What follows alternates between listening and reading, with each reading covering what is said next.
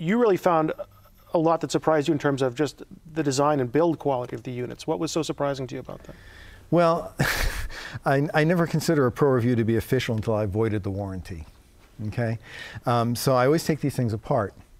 So the first thing I did, of course, was take off this cover, and much to my surprise, I found inside of that another box.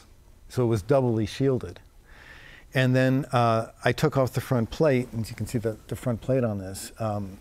It's flush with the jacks, and it's flush with the controls, which is very nice.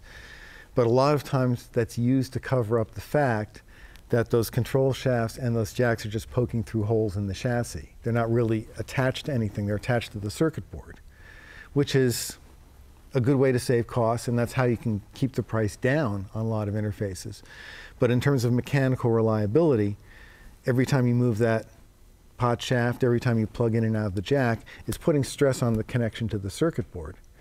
And what I noticed with this was that the shafts were connected to the panel with a lock washer and a nut, and the same with the jacks. So you could actually lift these things up by the knobs and not cause any damage.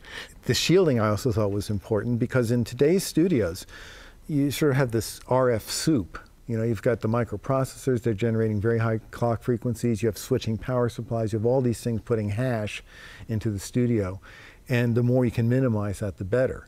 So I definitely appreciated the fact that so much effort went into shielding. I mean, in a lot of ways, you can think of something like this as if it contained water, where would the water come out? You know? And the only place it can really come out on this is the holes in the jacks. It's not going to come out in the holes between the pot shafts and the panel because they're attached to it. So that was kind of the first clue to me that there was a little more going on here than meets the eye. Because, I mean, these do cost a little more than typical interfaces. So part of my job, of course, was, what's that buying you? Where's that going?